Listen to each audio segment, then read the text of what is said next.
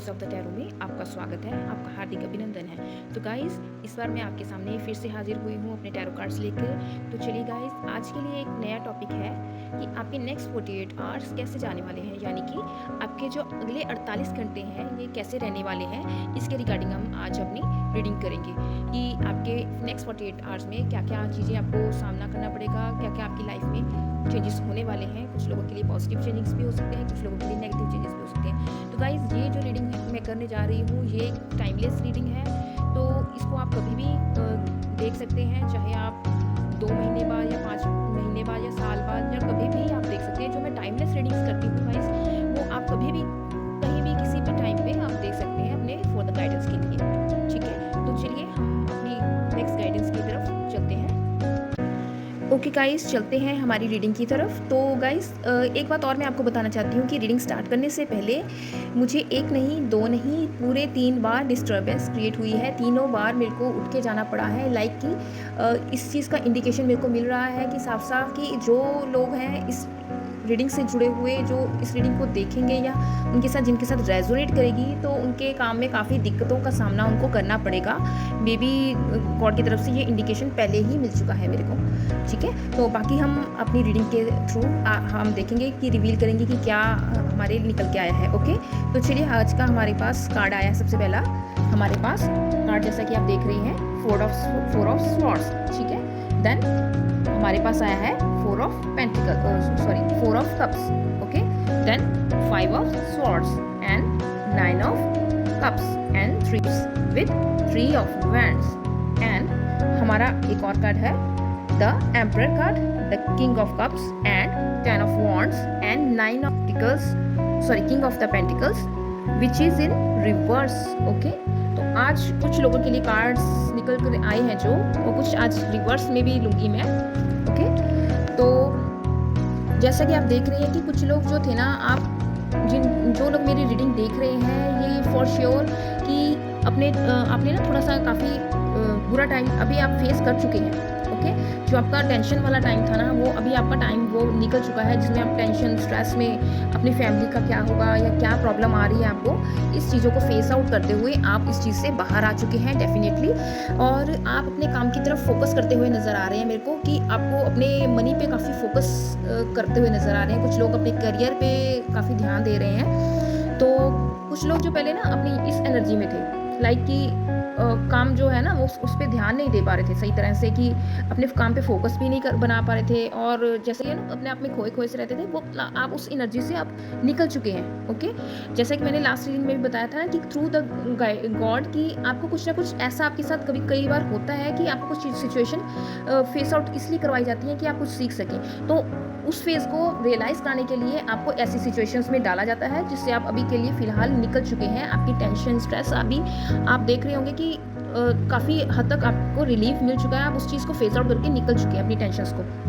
जो लोग आपके पीछे से बिचिंग कर रहे थे या आपको परेशान कर रहे थे, आपके साथ लड़ाई झगड़ा या झूठ बोल के धोखा दे रहे थे, या मतलब आपके साथ या आपके फैमिली मेम्बर्स भी हो सकते हैं या आपके कलीग्स भी हो सकते हैं जो आपको टॉर्चर कर रहे थे कि इसको कैसे तंग किया जाए, बट आप उनके साथ मतलब आप उस सिचुएशन से अभी मूव ऑन कर चुके हैं। आपका ध्यान पूरा अपने काम की तरफ ही है। ओके, तो ओवरऑल मैं देख रही हूँ कि आपकी सिचुएशन काफ़ी बेहतर बनती हुई मेरे को नज़र आ रही है। आपके पास सब कुछ आने वाला है, उसके लिए थोड़ा सा आपको इंतज़ार करना पड़ेगा। बट कुछ लोगों के लिए मैं ये भी देख रही हूँ कि उनकी अपने पार्टनर के साथ थोड़ी सी अनबन होने वाली है। कुछ लोगों के लिए, सभी के लिए नहीं होगी, बट कुछ लोगों के लिए अपने पार्टनर से थोड़ा सा लड़ाई झगड़ा होगा या समथिंग लाइक कि आपका पार्टनर आपको हर्ट करेगा।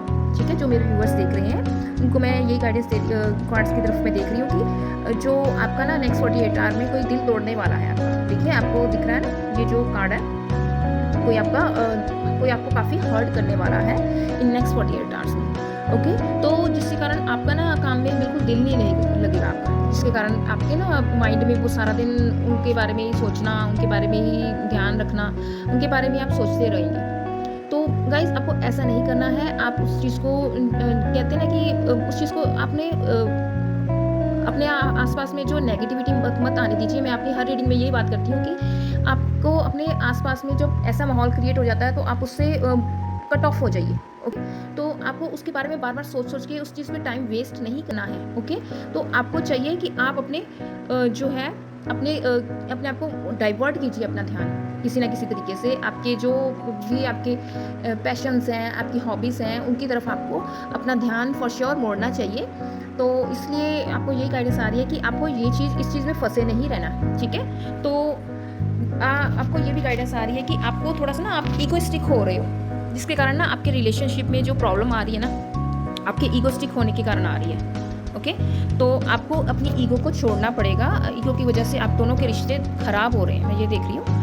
आपको अपनी ईगो को बिल्कुल साइड पे रखना है और अपने पार्टनर की भी सुननी है और अपनी भी सुनानी है। ये नहीं मैं कह रही कि आपको उनकी ही सुनते जाना है, जहाँ पर वो गलत हो तो आप भी उसको बिल्कुल कामफुल वे से आप उनको बताते जाएँ। अगर नहीं हो तो आप उससे थोड़ी देर के लिए डिटैच हो जाइए, ठीक है? बट आपको उसमें ज़्यादा इंटरफेरेंस नहीं करना है और आपको किसी की सलाह ज़रूर लेनी पड़ेगी, ठीक है? यहाँ पर मैं देख रही हूँ कि कुछ लोग काफ़ी हाई पोस्ट पे जाने वाले हैं। कुछ लोगों के लिए करियर में जो अपॉर्च्युनिटीज़ हैं आ रही हैं, तो कुछ लोग उनमें से हायर पोजीशन पे जाने वाले हैं, कुछ लोगों के लिए। सभी के लिए नहीं, कुछ लोगों के लिए मेरे को यही गाइडेंस आ रही है। तो और जिसके कारण कि आप ना जो सभी तरह की जो आपकी लग्ज़री लाइफ़ जिसको बोलते हैं, उसको भी आप कुछ लोग लग्ज़री लाइफ़ को थोड़ा-सा एन्जॉय कर पाओगे। बट कुछ लोगों के लिए मैं ये देख रही हूँ कि आपको काफ़ी काम का बर्डन रहने वाला है। आप आप चाहते हो कि ज़्यादा से ज़्यादा काम करके धन कमाया जाए कैसे? मतलब इस तरह के आपके विचार बनने शुरू हो जाएँगे, ठीक है? तो आपको काम ना एज़ अ बर्डन ले लेंगे बट आपको काम होगा नहीं उस आपसे, ठीक है ना? जिसके कारण आप इस सिचुएशन में फँस जाओगे, ठीक है?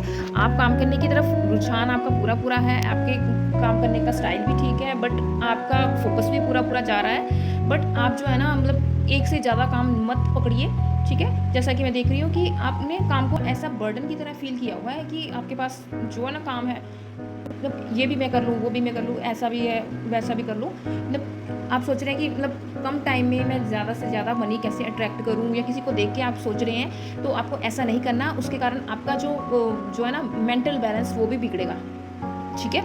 आपको ऐसा नहीं करना। आपको अपने इस पे ध्यान देने की बात है कि आप जितना काम हो सके आप सिर्फ उतना ही करें, थोड़ा करें बट उसको पूरे फ़ोकस के साथ, पूरी आपको शिद्दत के साथ उसको करना चाहिए। आपको ये नहीं करना कि उसके पास ज़्यादा है धन तो मैं भी कमाऊँ, तो मैं भी ज़्यादा से ज़्यादा वर्क करके पैसा कमाऊँ, तो ऐसा मत कीजिए, ठीक है? तो आपके पास जो सिचुएशन बन रही है ना अभी के लिए, तो आपके पास से थोड़ा-सा ना मनी रिलेटेड इश्यू आने वाला है जिसके कारण, ठीक है? आपका जो है ना कुछ लोगों के लिए जो मैरिड लाइफ़ है उसमें थोड़ी-सी दिक्कत आने वाली है। कुछ लोगों के लिए नेक्स्ट 48 आवर की बात कर रही हूँ मैं। और कुछ लोग जो अपने जो है ना अननोन लाइक सोर्स थे, जो आपको मतलब परेशान कर रहे थे, जिनके बारे में आपको कुछ पता भी नहीं था, तो उस सिचुएशन जो स्टक हुई पड़ी थी ना, उस सिचुएशन से आप निकल के आ रहे हो, ठीक है?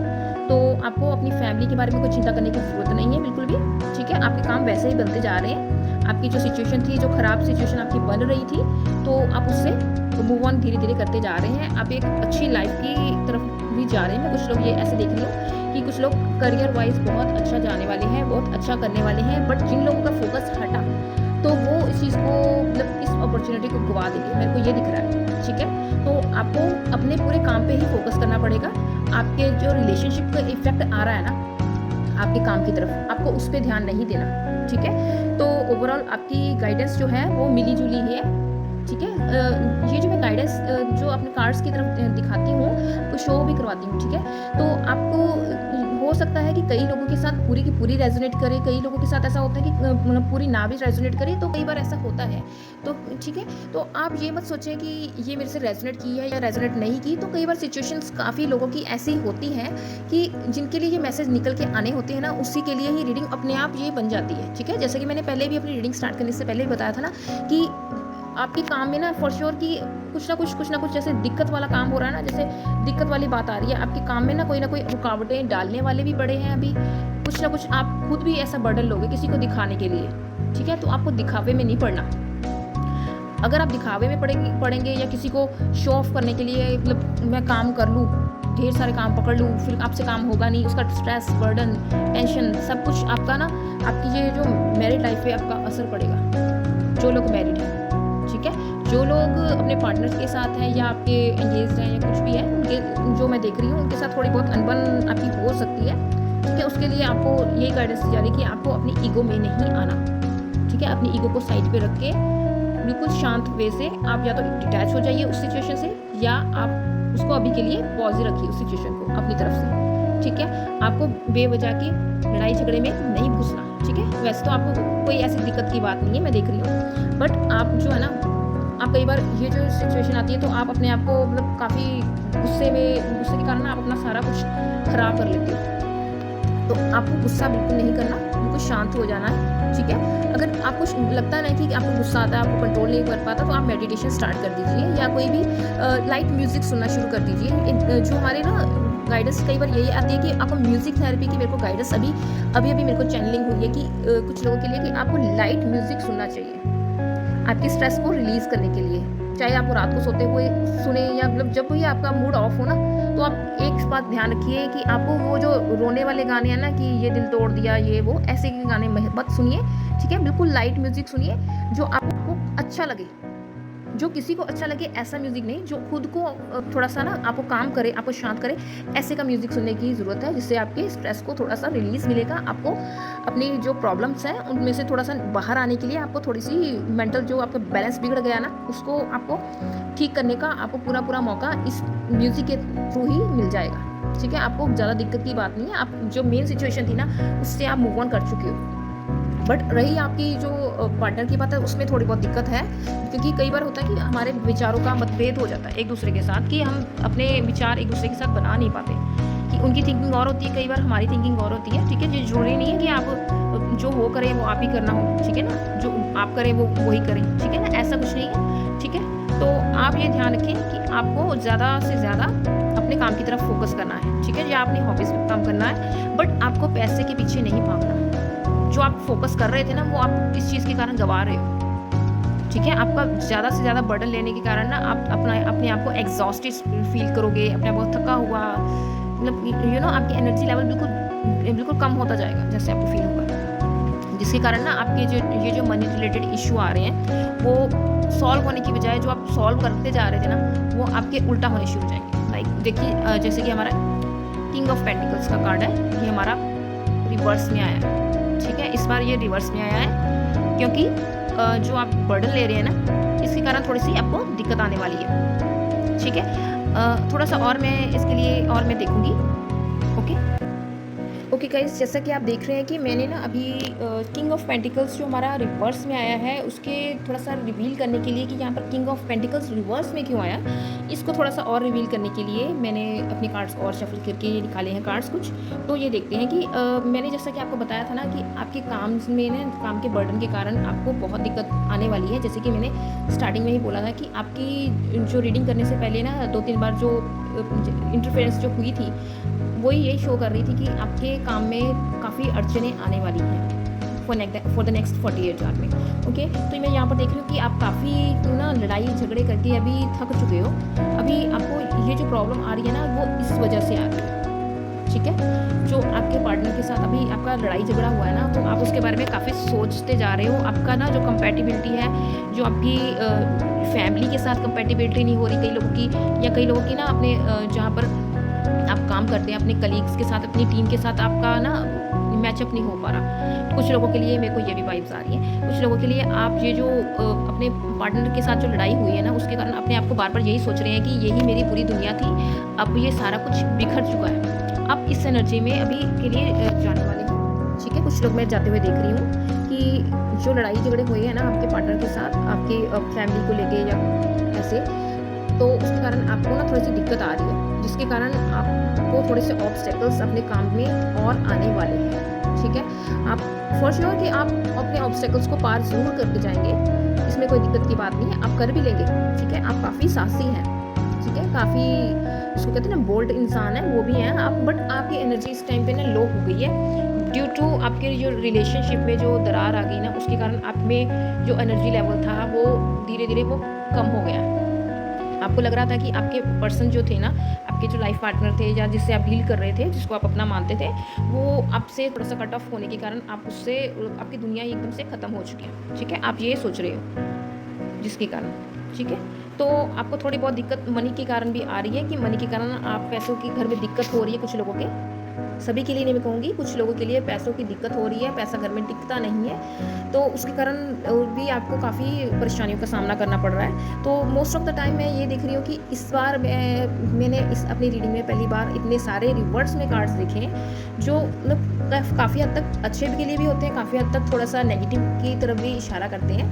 तो गाइस किसी तरफ आपको बिल्कुल टेंशन नहीं लेनी है, बिल्कुल अपने आप को कामफुल रखिएगा। जैसे मैं अपनी हर एक रीडिंग में कहती हूँ कि अपने आप को काफ़ी सिचुएशन से या तो मूव ऑन कर जाइए करिए, या तो आप अपने आप को शांत करिए करिए। आपके पास दो ही सिचुएशन होती हैं, दो ही रास्ते होते हैं, ठीक है। तो गाइस ये थी आपके लिए रीडिंग नेक्स्ट 48 आवर्स के लिए कि कैसे जाने वाले हैं। तो चलिए एक गाइडेंस हम देख लेते हैं, क्योंकि आपके पास इतने सारे नेगेटिव कार्ड्स भी आए हैं, तो उसके लिए हमें एक गाइडेंस तो बनती है, ठीक है, कि गॉड हमें क्या आज्ञा देते हैं, क्या आपको अपना हमारे जो डिवाइन की तरफ से क्या गाइडेंस आ रही है उसको भी देख लेते हैं, ठीक है।